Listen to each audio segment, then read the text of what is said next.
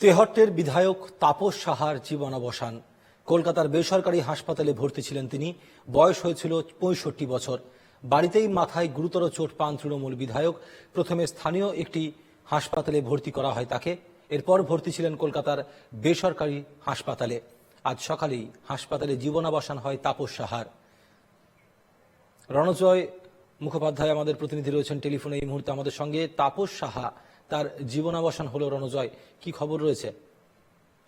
দেখো, আজকে সকালবেলা 1:15 নাগাদ দক্ষিণ কলকাতার একটি বেসরকারি হাসপাতালে নদীয়ার তেহট্টের বিধায়ক তাপস সাহার আজকে মৃত্যু হয়েছে। তিনি বাড়িতেই পড়ে গিয়েছিলেন, ঘুমের ঘোরে তিনি পড়ে গিয়েছিলেন এবং তারপরেই তাকে তেহট্ট মহকুমা হাসপাতালে ভর্তি করা হয়। সেখানে তিনি আইসিইউতে ছিলেন, কিন্তু সেখানে তার অবস্থার উন্নতি না হওয়ায় ডিটোরিয়েট করা হয়, তাকে নিয়ে আসা হয়, ট্রান্সফার করা হয় কলকাতায়।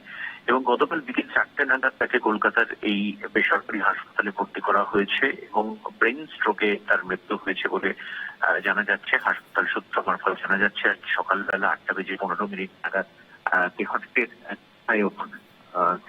বিধায়ক তাপস সাহার মৃত্যু হয়েছে এবং তার মরদেহ আজকে বিধানসভায় নিয়ে যাওয়া হবে।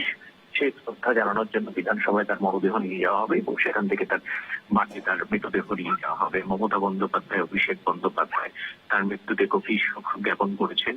মমতা বন্দ্যোপাধ্যায় বলেছেন যে আমাদের তৃণমূল কংগ্রেসের পরিবারের অত্যন্ত গুরুত্বপূর্ণ সদস্য। একদমই তুমি মমতা বন্দ্যোপাধ্যায়ের বক্তব্য বলছো, রণজয়।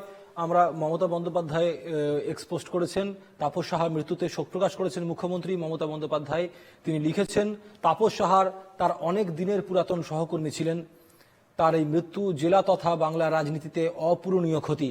তার পরিবার পরিজন, আত্মীয় স্বজন, বন্ধু বান্ধব ও অগণিত সমর্থককে আন্তরিক সমবেদনা জানিয়েছেন মুখ্যমন্ত্রী মমতা বন্দ্যোপাধ্যায়। তাপস সাহার মৃত্যুতে শোক প্রকাশ মুখ্যমন্ত্রী মমতা বন্দ্যোপাধ্যায়ের। অনেক দিনের পুরাতন সহকর্মী ছিলেন, লিখেছেন মুখ্যমন্ত্রী এক্সপোস্টে। এই মৃত্যু বাংলা রাজনীতিতে অপূরণীয় ক্ষতি বলে এক্সপোস্টে উল্লেখ করেছেন মুখ্যমন্ত্রী মমতা বন্দ্যোপাধ্যায়। আমার সঙ্গে এতক্ষণ ধরে ছিলেন আমার প্রতিনিধি রণজয় মুখোপাধ্যায়। আমি ধন্যবাদ জানাবো রণজয়কে।